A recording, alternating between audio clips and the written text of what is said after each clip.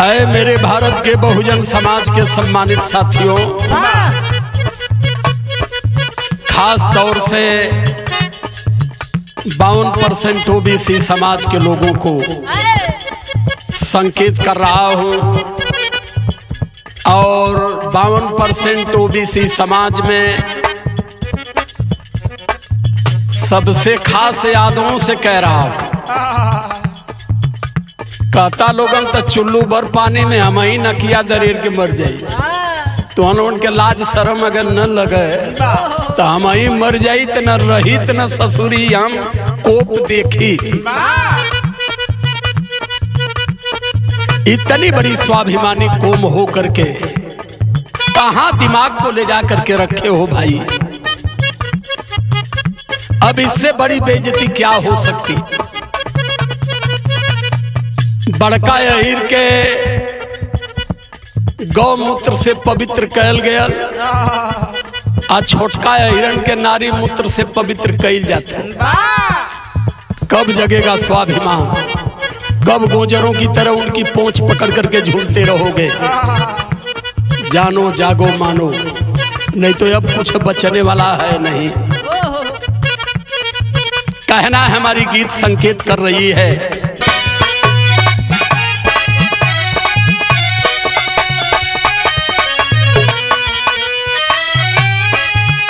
चुर के कटाइली यादो,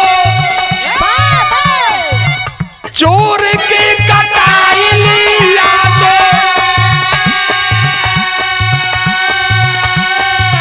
छोड़ी है ना गुरूर हो की। सावन में कांवर लेके, सावन में कांवर लेके जई है जरूर हो।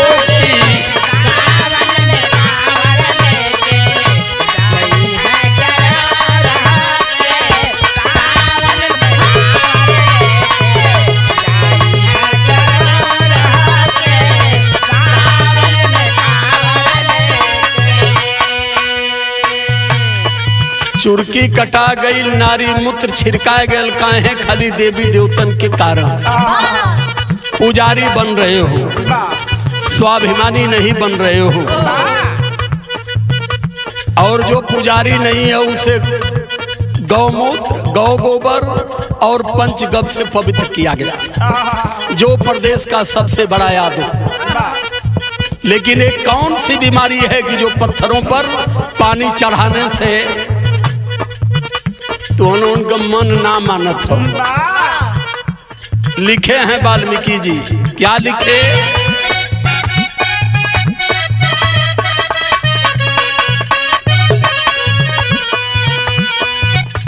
लाइन से पहले एक बात और बता देना चाहता हूं, खास तौर से वाल्मीकि समाज के लोगों को। वाल्मीकि आप हो, लेकिन मैं जिस वाल्मीकि की बात कर रहा हूं वो वाल्मीकि नहीं है। ए वाल्मीकि ब्रह्मा के नाती परचेता, परचेता के पुत्र रियल ब्राह्मण थे, ओरिजिनल ब्राह्मण। ए वाल्मीकि जिन्होंने वाल्मीकि रामायण लिखा, ये हर समय घुमा घुमा करके इस देश के लोगों के दिमाग में कंफ्यूज पैदा किए। लेकिन ये लाइन हमारी कह रही है, पापी लुटेरा नीचा लिखे वाल्मीकि हो।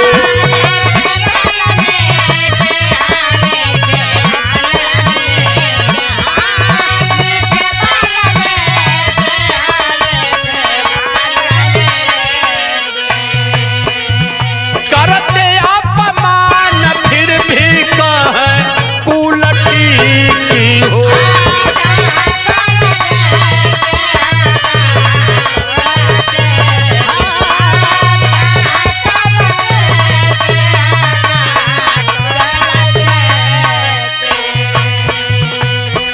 वाल्मीकि के बाद तुलसी ने यादवों को क्या कहा। संभवा बता के तुलसी, तुलसी कहे अहि माने सांप, अहि से खतरनाक अहि। सांप एक बार डसाला, यही जब पावन तब डसाना, तुलसीदास कहे हैं। अभी वो चौपाई ध्यान में नहीं है, नहीं तो चौपाई बताता रामचरितमानस में उन्होंने लिखा है ऐसे खतरनाक ही, इनसे बच के रहो। और तुलसीदास संकेत किए हैं, क्या किए हैं?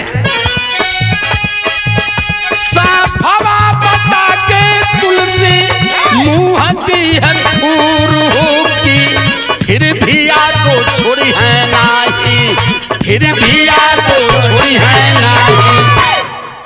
सावन में कांवर लेके, सावन में कांवर लेके जई है जरूर, सावन में कांवर लेके जाई है जरूर, सावन में कांवर लेके जाई है जरूर, सावन में कांवर लेके। खास तौर से सबसे ज्यादा कांवड़ियों में भीड़ ओबीसी समाज की है, और ओबीसी समाज में और लोगों को तुलसीदास ने क्या लिखा है, दिमाग होगा भेजा होगा तब सुन लेना, समझ लेना। और खास तौर से गीत सुनने वाले साथियों से अपील है कि इस गीत को शेयर करके ज्यादा से ज्यादा अपने लोगों में सुनाइए।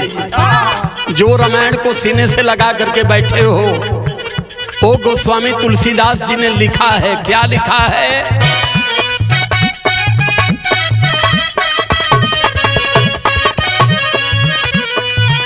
बड़ धर्म जे बाटे तेली कुमारा,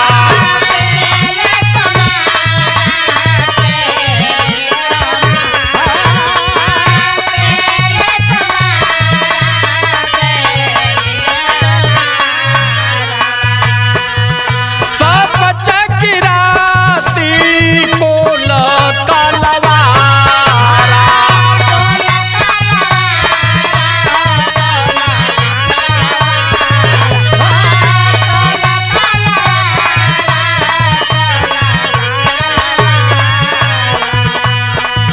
रोज गाली खाते लेकिन, रोज गाली खाते लेकिन आवना सहूर हो की, सावन में कांवर यादो, सावन में कांवर यादो ले जई है जरूर हो की। सावन में कांवर यादो ले जई है जरूर, सावन में कांवर यादो ले जई है जरूर, सावन में कांवर यादो। लिखे हैं तुलसीदास की जे बड़धम जे तेल कुम्हारा, सफच की रात कोल कलवारा, ई कुल इतना अदम हुआ तुलसीदास कले वहाँ तेली का मुंह देखबा दिन भर भोजन न मिली। कोल कलवार ढंढोर यादो ई छटल नीचम के लिखले है तुलसीदास, केथुआ में लिखले हुआ रामचरितमानस में। आ तुम लोगन अपने आप के छाटल नीच बन के साबित करत बा, अनेरे थोड़ा लतियावल जात बा, कमी तुम लोगन को स्वाभिमान जगाओ। वेद ग्रंथ देवी देवताओं से धर्म स्थलों से जाने से कुछ नहीं मिलेगा, अगर कुछ मिलेगा तो केवल शिक्षा से। शिक्षा को गले लगाओ, स्वाभिमान भी जगेगा, सम्मान भी बढ़ेगा। तीसरी लाइन कह रही है, सबसे बड़ी बीमारी यादों कुल में है। का बीमारी है? ये आदमी बने के तैयार है ना, हम ये छतरी के चक्कर में हो कि हम छतरी बनी, छतरी बन के का उखरबा, आय आदमी बन के ना उखाड़ पैबा। मानो बनो मानो, छत्री और ब्राह्मण बनने से मुक्ति मिलने वाली नहीं है। मानो बनो, मानवता को समझो, फिर समानता की लाइन में जुड़ो। समता, समानता, स्वतंत्रता, बंधुता, भाईचारा, नैतिकता, प्रेम भाव, सद्भाव को पैदा करो। छत्री बनने का प्रयास मत करो। स्वाभिमान जगेगा तब जब मानवता लाओगे तब। जात के नाम पर अगर ऐठन बना करके रहोगे तो लात खाते रहोगे। ये लाइन हमारी आदरणीय लिखते हैं सूर्यभान साकेत जी। हमारे एक भाई सुधोष कुमार सरोज ग्राम बड़भोसा प्रतापगढ़ से लिखते हैं कि भैया कांवर पर एक गीत और गाइएगा। तो मैंने उनकी फरमाइश को पूरा किया। बाहर में रहते हैं, बड़े अनुयायी हैं, बड़े प्रेम से गीत को सुनते रहते हैं, लोगों को भेजते भी रहते हैं। तो मैं भाई को भी बहुत बहुत साधुवाद करता हूँ। लाइन हमारी कह रही है,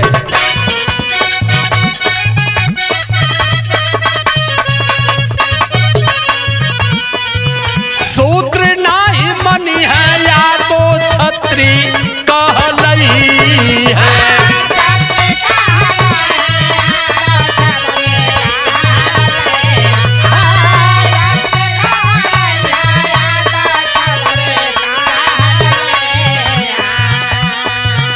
घूमे घूमे पंडित जी का घोड़ा वातबई है।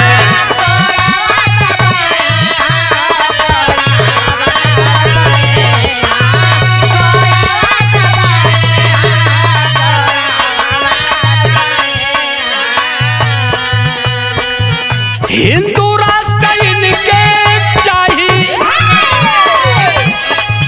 हिंदू राष्ट्र इनके चाहिए के करबा कसूर हो कि सावन में कांवर लेके, सावन में कांवर लेके जई है जरूर।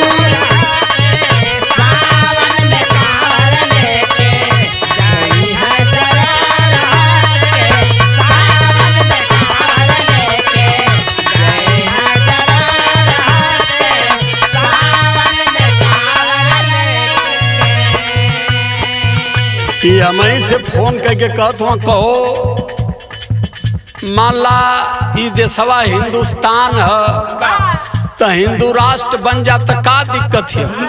हम कहने तब वह गोबर रोटी मिली खाए के, यह दिक्कत है। तो उन लोगन के तो समझ में कुछ आवा वाला ना हो।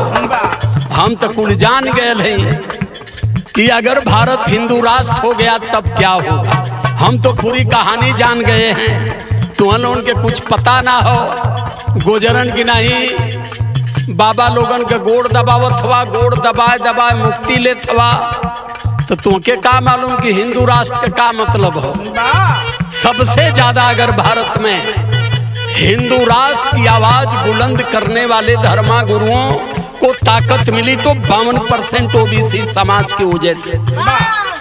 अगर ओबीसी समाज जान गया होता कि हिंदू राष्ट्र की भाषा इस देश के 52% लोगों के लिए कितनी खतरनाक है, तो इनकी हैसियत नहीं है कि ये कह पाते कि संविधान हटा दो और भारत को हिंदू राष्ट्र बना दो। जैसे कि इनके जाने के कुछ ना माने के कुल हो। बाबा साहब अम्बेडकर ने हिंदुस्तान को संवैधानिक शब्द नहीं बनने दिया। उन्होंने सीधे लिखा इंडिया डिजिट भारत, क्योंकि बाबा साहब उसी समय इस कहानी को जानते थे। हिंदुस्तान शब्द अगर संवैधानिक हो गया तो हमारे संविधान को भी बदलेंगे और फिर हमारे 85 मूल निवासी बहुजन को ये फिर वहीं उठा करके कर देंगे। क्योंकि हमारा समाज भोला है। हमारे समाज को पता ही नहीं है। समाज भोला का तो बतिया छोड़ा। बड़े बड़े नेताओं की बात कर रहा हूं कि जब पार्लियामेंट में खड़े होते हैं तो कहते हैं कि हिंदुस्तान की पार्लियामेंट, ये भारत की पार्लियामेंट कहने का अब तक तरीका नहीं जान पाए। उत्तर प्रदेश के विधायक खड़े होते हैं तो कहते हैं कि ये हिंदुस्तान में उत्तर प्रदेश के विधानसभा की आवाज है।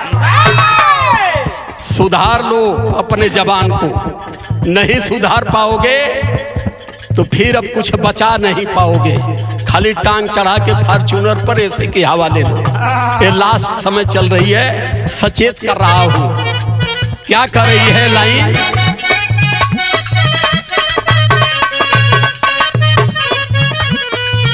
सबसे ज्यादा यादो आज बनल मानवादी,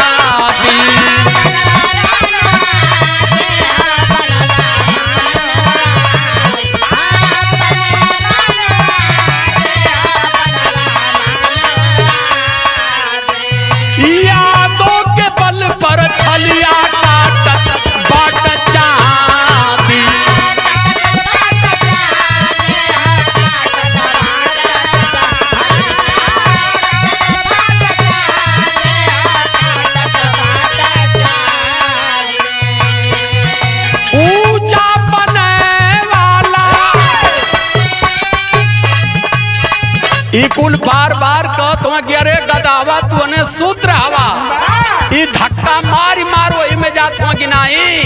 हमान 6500 जात में जितना जात है, चमार कहार कुहार माझी मल्ला डोम धरिकार वहाँ हमान सबसे ऊपरे पैदान पर। ई धक्का मार मार वहाँ जात हुआ।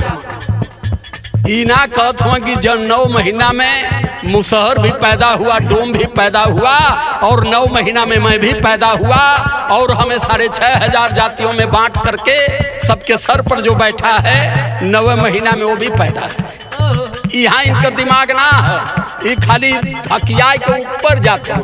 6500 जातियन में हम सबसे ऊपर बने। सुधर जाओ, ये भारत है, बुद्ध का देश है, समानता और समता का देश है। इस देश में जातियां नहीं थी, केवल इस देश में 2 वर्ग था, एक नागवंशी एक द्राविड़ वंशी। द्राविड़ और नागवंशियों में भाईचारा, रोटी बेटी का रिश्ता था।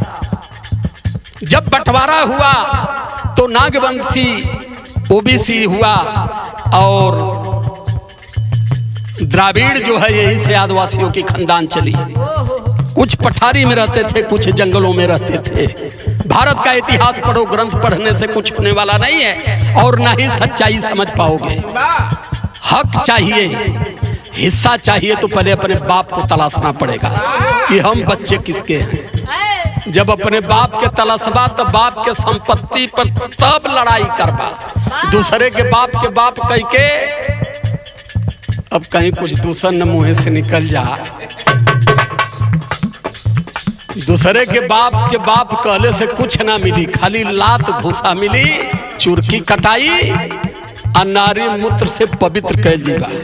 अब इन तक कपारे पे गिरल है, आवत ये समय ढरका से जबरदस्ती मुहवा में भी ठेलल जाए। अगर बात हमार सही ना लगल तो लाइन कहत हो,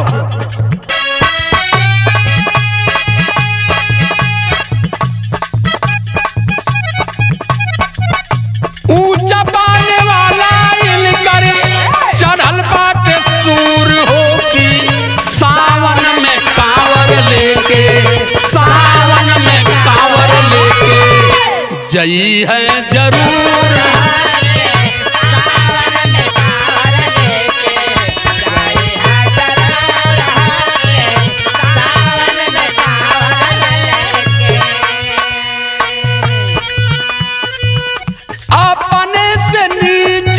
के समझ लाही हो,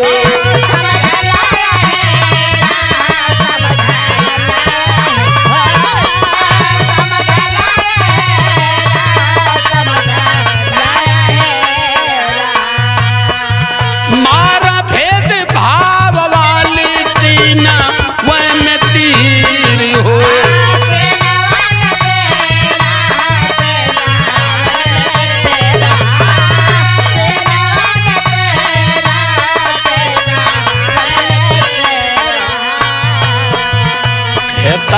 तना रक्षा बानत आ टीका लगाओ था ये सवनवा में तो कुल हरदी भी छोप के चलत आ चुरकी भी गंठियौले माँ बहनी नन के चुरकी का नशा उतरल ला बतौले कि चुरकी रखल बन कदा आ नहीं चुरकी रही।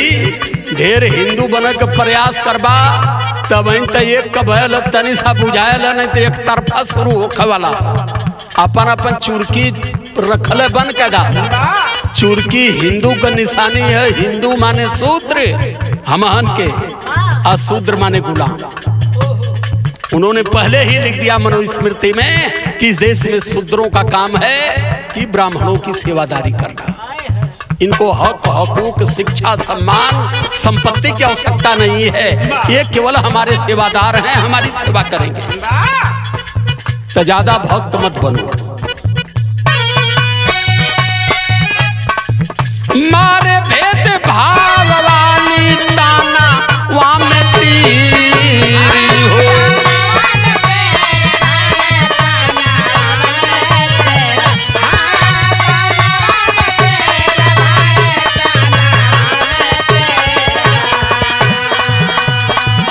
टीका लगा के माथे, टीका लगा के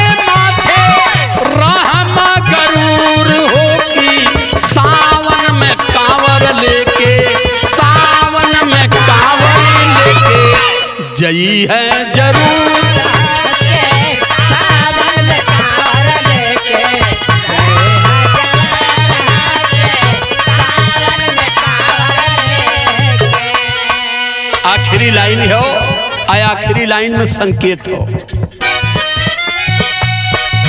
हिंदू धर्म में इनकर चौथा स्थान हो।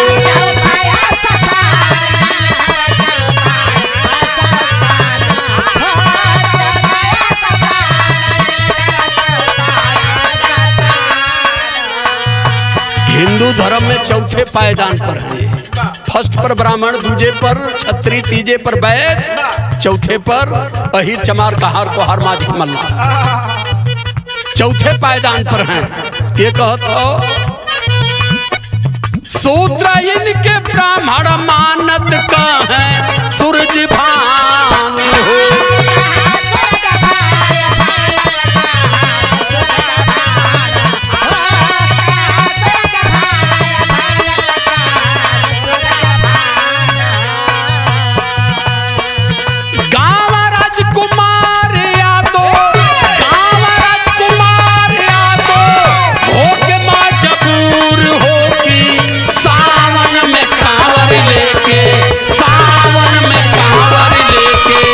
जई है जरूर होगी सावन में,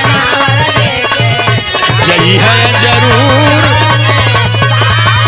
कांवर लेके, जई है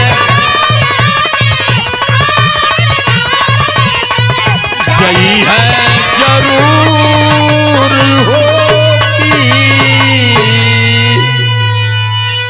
सादर जय भीम, नमो बुद्धाय, जय संविधान, जय भारत।